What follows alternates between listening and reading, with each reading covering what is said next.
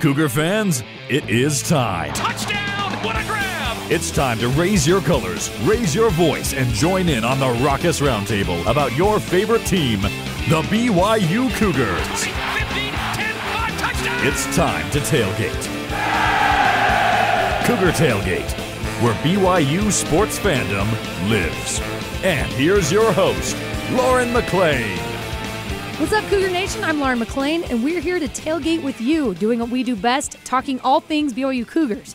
The Cougs are rolling at 3-0, heading into conference play after taking down SEC foe Arkansas in a back-and-forth battle that lasted up until the last second. The Kansas Jayhawks now welcome BYU to Lawrence as the Cougars' first conference opponent in the Big 12 era in a fight to remain undefeated. For today's roundtable discussion, we have BYU Sports Nation host and play-by-play Jarom Jordan. Hey! What's up? Along with one of Broncos' band of brothers, former DB and current BYUtv sports analyst Brian Logan.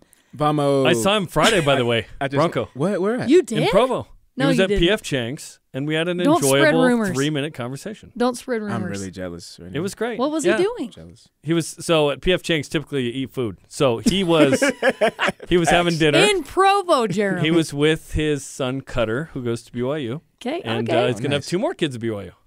and so he's he gonna wa- have 3 total. And he was like, "What's up, Cutter's Jarom?" the oldest, right? Well, I went over and said hey, and he 'Kay. he looked at me at first like, oh, here's a fan, and then he kind of realized, oh, it's you. He got Hopefully his remembers my he name. got his napkin out to start signing it. I'm like, I'm good. No, it's great to see him. It's great to see him. Well, there you go. Broncos back. Just kidding. Let's not Broncos Broncos back. let's back. not spread that rumor. Ain't no need on the D. you know what? Jay Hill's got it going. I know. I wouldn't. Oh, this feels really weird to say this, but yeah, there's no need. BYU's in good shape. BYU's in good shape. We would right not now. have thought we would say there's no room for Bronco Mendenhall back at BYU, but I mean, Well, I mean, they- currently on the defense, as is currently constituted. right. You know, I think they would make a spot if there was mutual interest, but I think it's taken care of. It'd be awkward right now. You need probably another decade.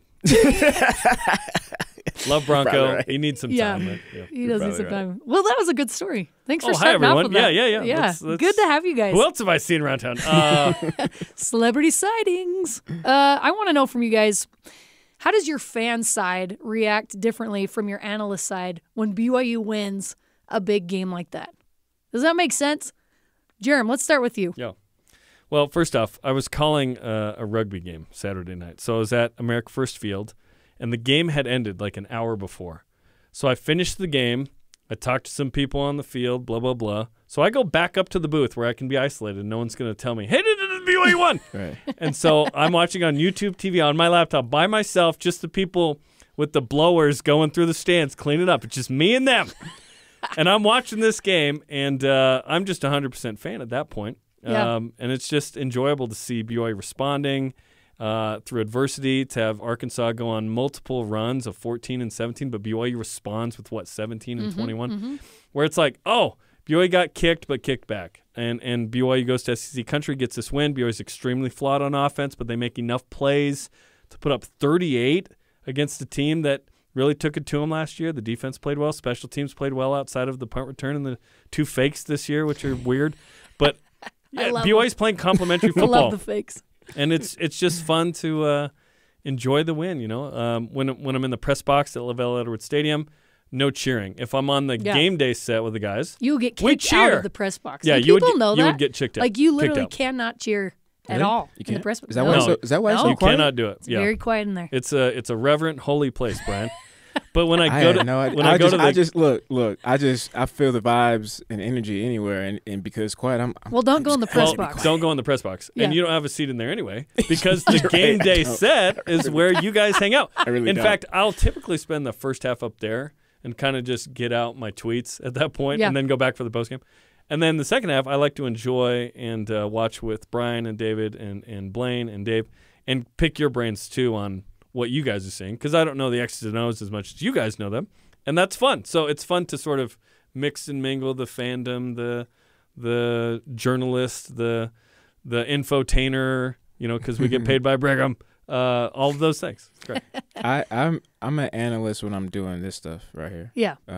As soon as I'm off, I'm a fan, and I'm a little embarrassed to tell you how my fan experience was during that game. Let's hear it.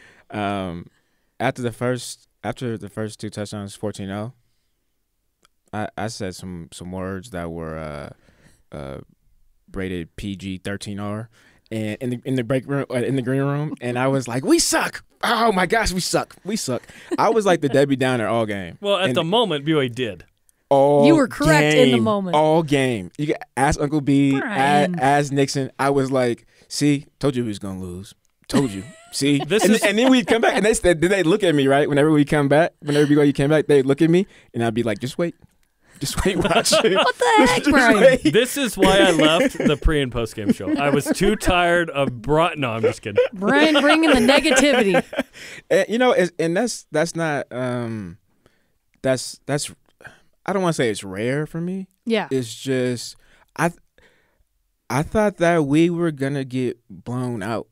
That's how you express your frustration. Yes, and that's okay. And I'm giving you my fan as a fan, that was right? your fan experience. I'm not looking at it, as an analyst. I'm just looking at it as a fan, and I'm like, as a fan, I think any normal or average BYU fan felt probably the same way. They probably didn't say that we suck, but they were probably like, "Oh shoot, this is not going to end well." Yeah. And so. Not again. Right. Last year. This year. And when we were on the post game.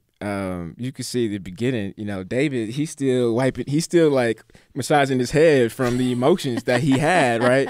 And everybody had emotions except for me, because I had set the expectations when BYU was down 14-0 that we were going to lose. So every time we went high and then went low and then went high and went low again, I was even killed with the expectations. You just kept it even killed. We were going to lose. So then when look at that Bronco influence on you. That does sound very Bronco-esque, actually.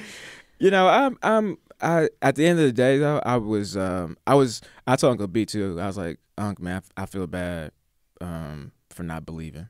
Yeah. And don't do it again. And but you know what? I think it was just previous teams, right? Like there's certain situations that go on in games, and what do we say? Typical BYU. This this always happens. Yeah. And in a lot of different sports too, not just football. It's like, man, why? How come every time we play a backup, walk-on quarterback, he has an all-limit, right? It's like so. To me, it was one of those scenarios, like based off of past traumas. I was like, this is typical BYU. Play a big time opponent, big time game. We're undefeated. Blah blah blah. Like this is typical. Big stage. And so I just felt bad because I was like, this is not what I'm used to seeing. In the past, right, where BYU gets knocked punched in the mouth and gets back up and punches back. They usually get knocked in the mouth and then stay down. Turn around, get hit, stepped on. You know what I'm saying? Like the beating continues and I didn't see that this time, so I felt bad for not believing. But I think it's a testament to Kalani and the culture that he's established. That it's okay to get punched in the mouth if you punch back. That was one of the most important things I saw from BYU. I feel like you can throw out so many numbers of the offense, the defense, and things that happen, but the most important thing from my eyes that happened is BYU's resiliency, because I feel like that isn't something we see year in and year out with every single team, but it's definitely something we saw against Arkansas. You go 14 down, and I'm sure half the fans, if not more, had the same reaction, like, "Oh, there it goes, game's over." I definitely didn't. Okay, you didn't dip your toe in the superlative well that Brian likes to visit every time, always. Yeah, I was just so impressed. Even in the second half, they go down 10. They didn't panic. Maybe they did. They didn't show it. They found a way to come back, and I think that was the most important takeaway that I took from that game heading into Big 12 play. Is BYU, hey, this is a resilient and gritty team. It might not be pretty, but they can get it done. Even when it looks like it's not going to happen and everyone's against them, they got it done. Let's bring on a guy that came on our show last week, very important one, named Jonny Linehan. Rugby. I want to get his perspective on what he saw during the game, the ups and downs, especially because there was a lot on the line. Jonny, what's up? Hey, how's it going? Good. Doing well. Great to be back. Yeah, good to have you on here. So, Jonny, last week you said you were doubtful, I'm going to just throw it out there, that BYU was going to beat Arkansas. You said if BYU won, you were going to run the Y 3 times in a weighted vest.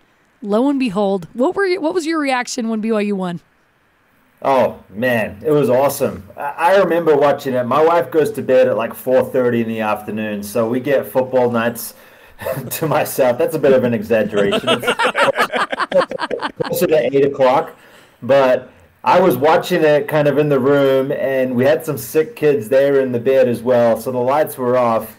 And then the end of the game, we started the game right, and I was expecting a loss, and I wasn't expecting it to be close. So we started the game, and they went and had that rushing touchdown, and I was like, okay. And then they had the punt return touchdown, and I just kind of was about to tweet, oh, that's it. It's a wrap. It's over, similar to Brian, right? But then I kept watching. I wasn't upset that they went down. It was kind of expected.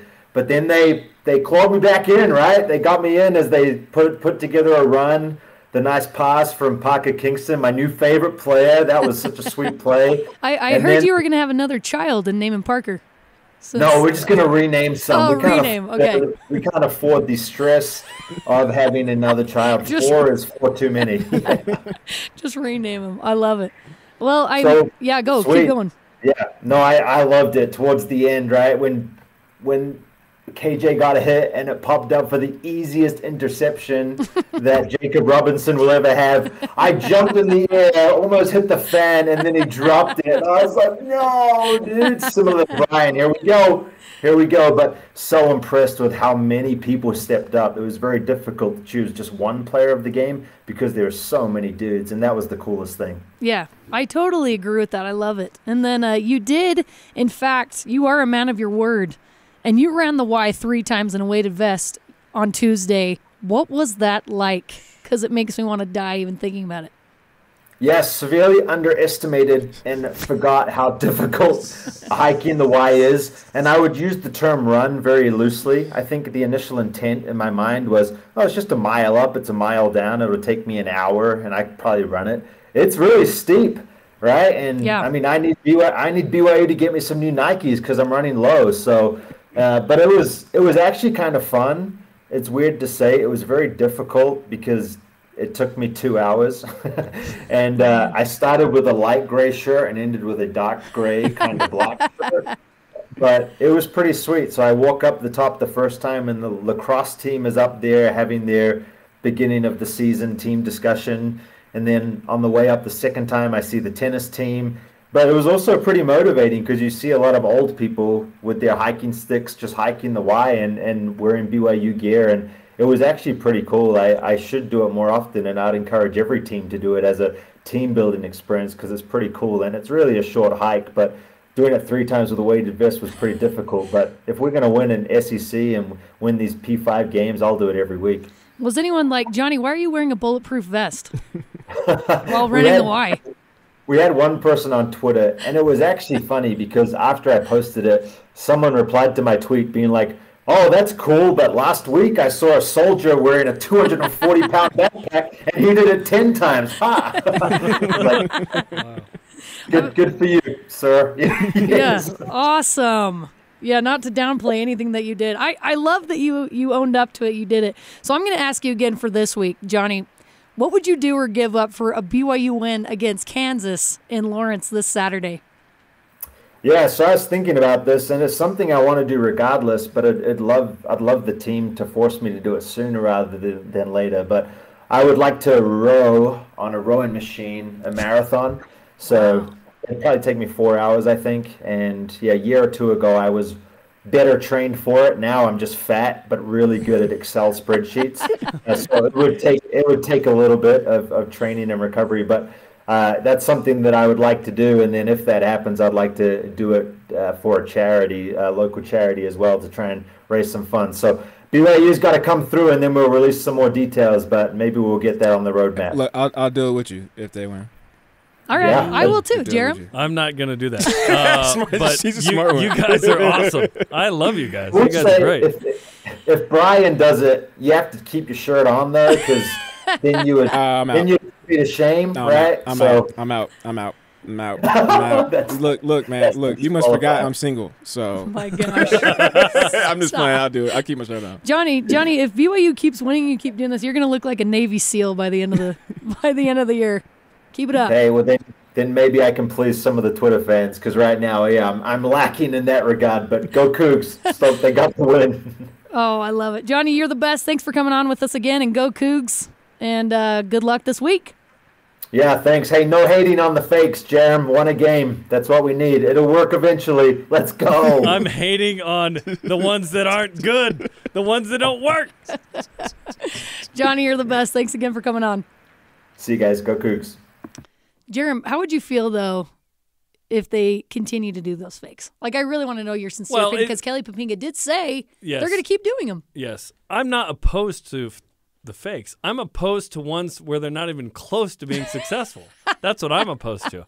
I like efficiency. I like success. I like the chains moving. I like scores. Right. So if those happen, yes. But honestly, if they do one more and it doesn't work, they may not reasonably be able to do it again, because if they go for 4, now it's just nuts, right? Yeah. So they've got to get the next one, whenever it is. Yeah. I kind of love it. I don't know why. I love switching it up. I love when they throw in some surprises here and there. You like it because BYU's 3-0.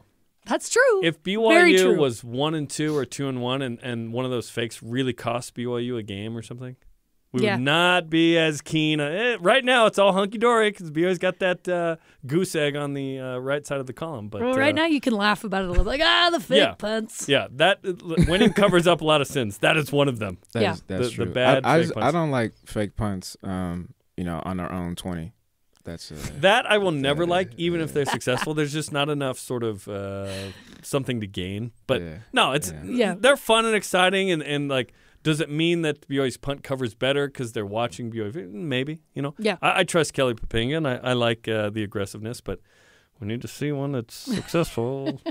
Looking at you, Ryan Rico. No, I'm just kidding. And it's not all on him. And honestly, a lot of it comes from my love of Ryan Rico. Like, nobody loves Ryan Rico outside of his family more than me, because this dude is the best at his position on the team. Like, he helped BYU beat Arkansas because the field position was a real thing. BYU is plus 9 yards. Absolutely. It's a massive number. BYU had all these short fields, and BYU scored 38 points on a ridiculous amount of yards, 281, because the defense played well and they're pinning them back. So don't blow that up with a fake where it messes it up. Yeah, don't kill the vibe. Well, add to the vibe. Yeah. No, I agree with that. I agree with that. And he really is incredible. So we'll see what happens in the future, and hopefully he can convert one. We asked you, the fans, what would you do or give up for a BYU win against Kansas and Lawrence this Saturday? Here's some of your responses. Ben Nichols on X, I don't like saying X, by the way, it sounds so weird, said, I would wear my Kook Dude suit during General Conference with a white shirt and tie, of course, at my home. It sounded cool until he said at my home, but not at the conference center out of fear the security there are actually Ute fans and think I'm some kind of threat to President Nielsen, who is also a Utah alum. Let's get weird, but let's not get that weird.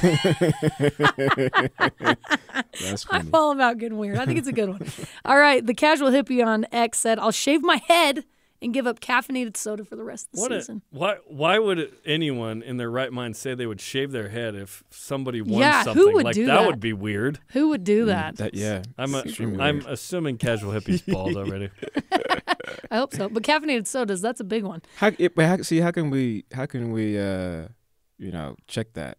Like I don't know. Like we can it's do the honor code, Brian. The fans are beholden on their to honor. The Twitter honor code. Yeah, exactly. Brian, what would you do or give up for a BYU win against Kansas on Saturday? Well, I'm gonna do what Johnny. Johnny's doing. But outside of Johnny, I would I'd probably give up one of my girlfriends.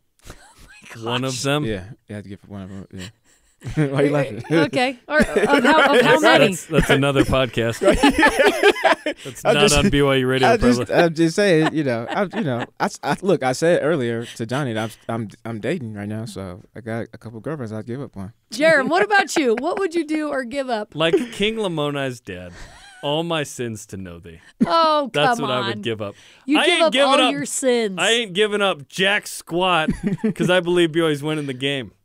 So I don't need some kind of sacrifice, I think. Wow. We don't have to offer to the college football gods at this point. No, I don't know. I feel confident. This is one of those kind of 50-50 games. I could see where Kansas, who's one of the most efficient offenses in the country, does their thing, and BYU's defense does their thing, and it's an interesting battle. Can the BYU offense, though, generate enough because Kansas's defense is better than last year. They were terrible last year. Kansas defense has 28 tackles for loss in 3 games. They are really getting after it on that side. And can BYU run the ball? They have not really run the ball successfully this year. L.J. Martin's 45-yard run was amazing. Punching it in at the goal line was amazing.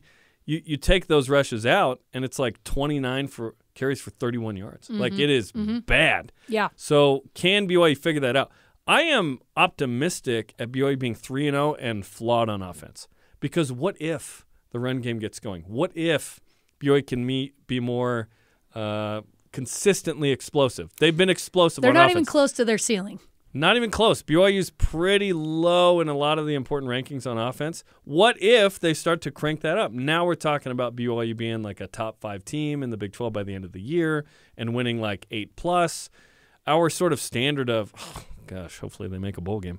That is gone. BYU's going to a bowl game. It's just whether they can go 7, 8, or more at this point. And Kansas is really interesting. 2 years ago, you would have been nuts to say this isn't a dominating win. Lance Leipold has turned this program around. They have an actual quarterback. They have a really interesting offense that's similar to BYU in terms of its window dressing. They'll go 3 tight ends sometimes. They're super balanced in terms of going 200 plus on offense, 500 yards in 2 of the first 3. They are explosive and interesting. But I think Jay Hill and that defense give BYU a shot in every game this year. And that's not something we thought would happen 3 weeks ago. Right. And that's exciting. I did. Everybody but Brian Logan did not think that would happen. We hoped they'd be better, Brian. Remember my expectations with you and Spencer asked me? And I said top 50. Easily. Top for the defense, right? And they're even better than that right now, which has been awesome. Jay's doing a great job scheming up BYU in a way where they're getting pressure with 4 at the end of the game last week, where it doesn't matter who the safeties are, which, by the way, BYU benches Malik Moore and puts in former wide receiver and a walk-on Tanner Wallen. You did not notice him. Ethan Slade, you did not. Like, they're doing a really good job on that side of the ball. Which also means they're being coached up really, really well. You know, it starts with the coaches. It's Jay Hill, baby. Yeah. It's Jay Hill. Absolutely. Yeah. Well, you know, the biggest difference is just guys are flying around, man. They're playing on the other side of the line of scrimmage. And I think it comes down to, you know, knowing their assignments. It's a little bit harder when you are in a defense and every week it's a new scheme, right? You know, now they have a solidified playbook where they've gotten in January, they went through it in spring ball, they had it in the summer. I mean, it's the same playbook, right? You're just adding pieces to it based off of your opponent. And so now I can get familiar with it, right? It's just like a relationship. Yeah. Is the scheme. With like one of your girlfriends. Now, look, see. I was going to say, right Brian when I bringing said up that, relationships you opened again. the door, I know, dog. right when I said relationship, I was like, gosh, darn it. I'm not even, I wasn't even trying to be funny. I was trying to be serious right now.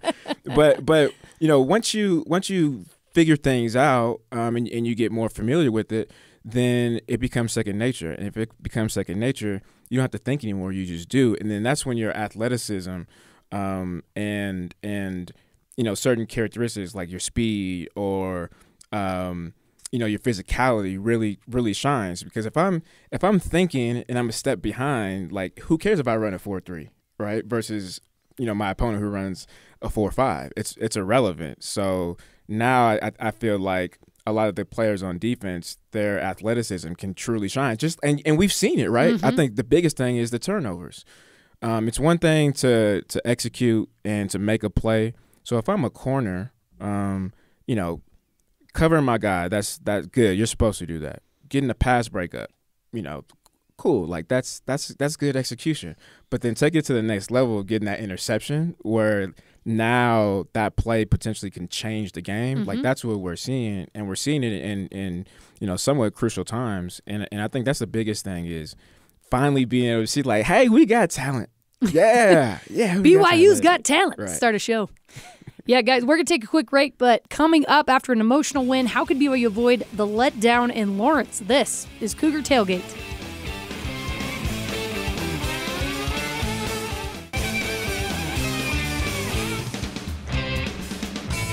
Welcome back to Cougar Tailgate. I'm Lauren McClain with Jarom Jordan and Brian Logan. BYU was a 10-point underdog on Saturday. Hardly anyone in the national sports media thought they'd win.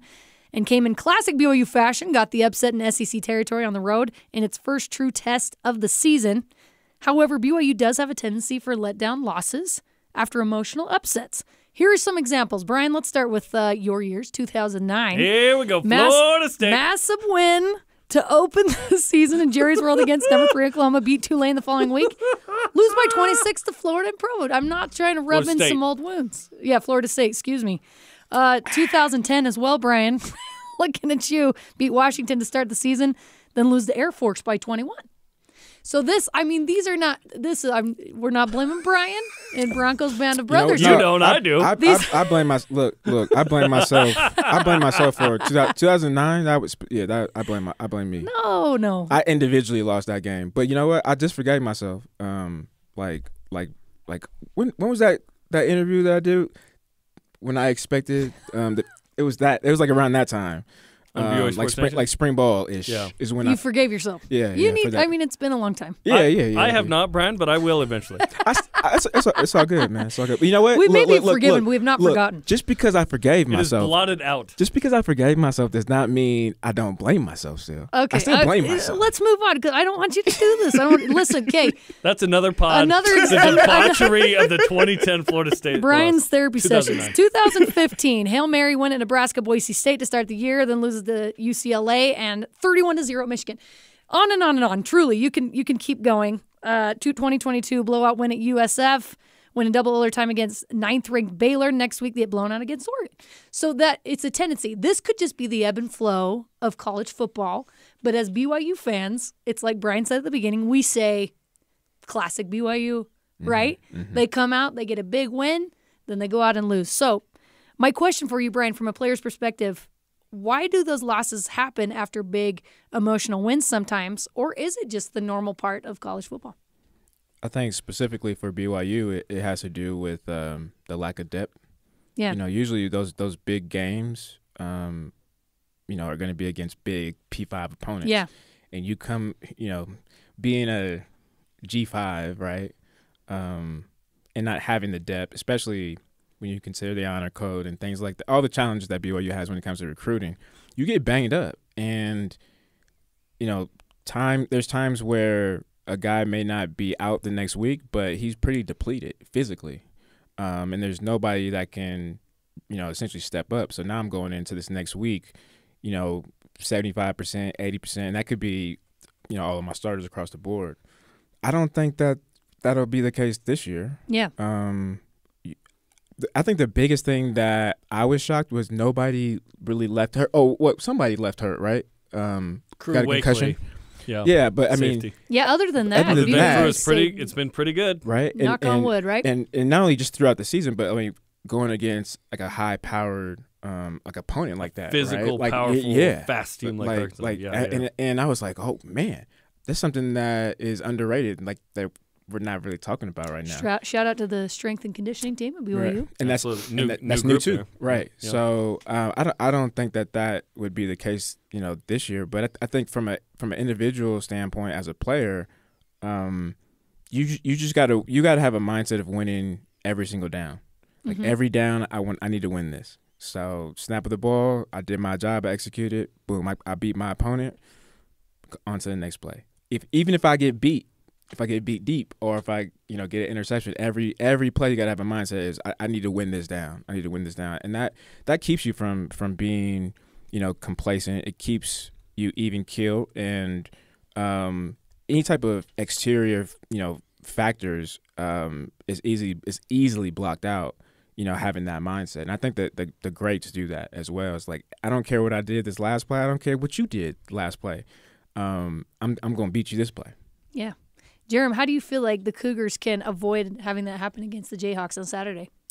There's two reasons that it's happened in the past, in my opinion. One, BYU is not as good as a front runner as they are as an underdog. BYU loves being an underdog, and they went in as a 10-point dog. That went down to 8 last week. This team blew out BYU last year by 3 scores. Oh, no one thinks we can do it. Like, BYU operates really well in that space. Moving forward, BYU's got to figure out how to deal with success better. If BYU beats Kansas, the Cougars then get ranked. If BYU then beats Cincinnati, which I believe there's no way BYU loses that game. First Big 12 home game on a Friday night, conference weekend, BYU ain't losing that game. BYU would be 5-0 and inside the top 20. They will have to operate in October against TCU, Texas Tech, and Texas as a team that looks pretty good. Yeah. BYU operates better when it's an underdog. The other thing that is helping this is the ramp up to being in the Big 12 by playing more difficult schedules has helped BYU prepare for this way more than when Brian played, where, yes, the Mountain West was really good with TCU and Utah, but you had some weeks where you knew you didn't need to have your best kind of game or something spectacular to win. Mm-hmm. Now BYU, after playing some really tough schedules, and I complained about that for a long time because we didn't know the Big 12 was going to happen, but in hindsight, it's like, oh, BYU has been better prepared for this moment. Yeah. This moment being a league game coming off a big win where you've got to go win that game. And every league game is big. Like Iowa State, Oklahoma State, West Virginia don't look that good. Those are big games because it's the same amount of wins in the conference. Yeah. Like you are competing for a certain bowl, for a certain amount of prestige. And the difference, to his point, the difference with the Mountain West, like maybe a Wyoming, we could compare Wyoming and the Mountain West to like a Iowa State, right? Yeah, that week of practice I'm probably gonna go to class the week of Wyoming. You know, probably gonna do homework. You know what I mean? I may take a day off, or mentally, physically, where the case is, because I know my opponent. Iowa State may be the worst team in the conference. I'm just saying scenario wise. And nobody on this team in this program is going to have that mindset because they see P5. Exactly, no, the caliber of player. Yeah. Maybe at some point BYU gets more lax when they're more successful, but that's an issue to me. It's like you got to handle success really well. You got to show up, and like if BYU were somehow able to win 8 games this year, that'd be incredible. That would mean they'd go 5-4 in league. That'd be pretty good with 4 losses. Right. Yeah. So let's figure it out. How does BYU avoid a letdown?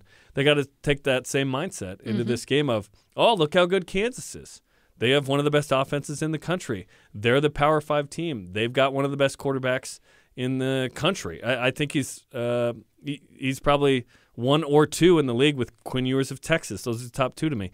He's the preseason offensive player of the year in the league. That's how much people like him. So BYU's got to show up. That defense will be challenged. Yeah. If they can create turnovers like they have, +5's 9th in the country right now. Amazing.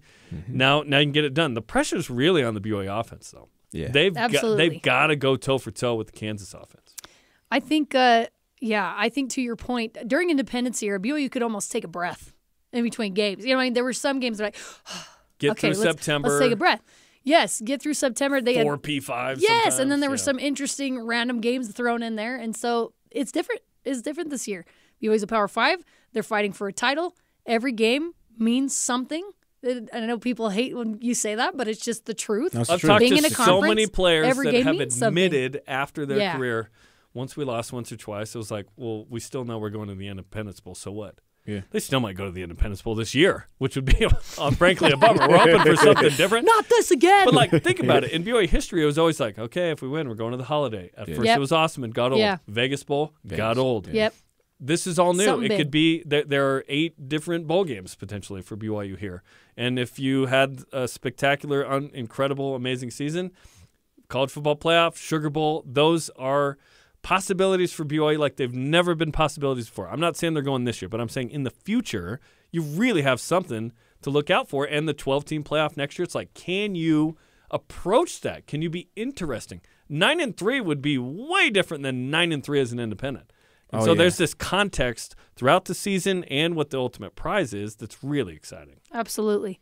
A lot of guys stepped up for the Cougars this past week against Arkansas. So today I want to talk about, and we'll make this really quick and spitfire, about which players we believe are going to make the biggest impact on the game against Kansas on Saturday and why. Offense and defense. We'll start on offense. For me, the entire offensive line. Can I say that? It's my show. I am going to say that. Yeah. Kansas gave up 150 rushing yards to Nevada. The most rushing yards BYU's had is 112 against Sam Houston. Whoa. Like that is unacceptable. And I know we've talked about that over and over again on every show, that the rushing game just needs to happen. But I think everyone in that group needs to step up, starting with the offensive line. If BYU can get the run game going, it's going to open up so much more. Passing game has been fine for the most part. I think the passing game can be great if the run game gets going. Defensive side, Eddie Heckard's the man. Can we get this guy for another year somehow? That's what I kept thinking during Arkansas. I'm like, we need this guy for another year. Kansas had 298 passing yards against Nevada. Eddie knows how to wreak havoc. He just does. He's fantastic. I think he's going to be a difference maker against a really high-powered Kansas offense. Jarom, let's go with you next. Ryan Rico needs to continue to put BYU in position to play good defense, get short fields. Keaton Slovis can crank it up a notch as well. He didn't complete a ton of balls last week, 13, but he had 2 touchdowns. Obviously, Parker Kingston had the 1 touchdown. I agree on the offensive line. And the BYU receivers need to do a little more. Cody Epps, Keanu Hill. Yeah. Let's see them step into the limelight a little bit. Darius Lassiter against his brother Quinton. That's going to be fun. That'll be cool. His brother plays on the other side. In fact, their dad had an interception for Kansas against BYU 31 years ago. In and 1992. In the Aloha Bowl. That's funny. And then on offense, continue to score, but you gotta get more yards. This is gonna be a stat game. Like, this might be a game in the 40s. I didn't expect a game in the 30s with Arkansas. This might be a game in the 40s. Brian, who do you think on offense is going to be the player of the game? Who I think is going to be, or who needs to be? Who needs to be? Yeah, I think Keaton Slovis needs to. I agree with Jarom. I would like to see the ball come out faster for him. It feels like we're somewhat seeing a progression. And I don't want to say he took a step back, because I mean, collectively, like, when you look at a quarterback, we're looking at the offense, right? And we're kind of seeing, I don't know, more rhythm. Somewhat, it looks like he's getting more and more comfortable, but I guess I'm just looking more for that breakout game, and that breakout game meaning like he's almost perfect. And he doesn't have to be like go 40 for 40 or do like a Zach, Wilson, but I think I would like to have a feel and a vibe where the defensive coordinator on the other side is like, oh shoot, like what? Nothing I throw at this guy. Scared of him. Nothing I throw at this guy. He's working. I want it to be that type of feel where he's just dominating. Yeah. What about the defensive side? The defense, everybody. No, the D line. I think the D line. I was really surprised what they did last week. I thought that they were blitzing, because we don't watch the game film, the coaching film. We just watch the broadcast film, and then I was listening to Coach Pisman's post game, and he was asked that question, and he was like, they weren't blitzing.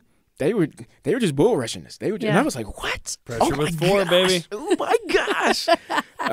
And so as a DB, as a corner, especially, it's a completely different game when the quarterback is moved, off platform, when the quarterback has just a little bit of a distraction. I don't care if even it's a little fingernail, in the face.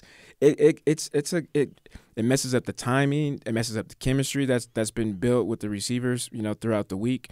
And it helps the defense as a whole. But if I as a DB, if I could have more people in coverage, like more linebackers underneath me, and my D line can still get home. I mean, yeah. So I would say the D line, and then Jarom said earlier, you have a mobile quarterback, you have a explosive running game, and so yeah, I think it's a lot of the pressure is going to be on the D-line.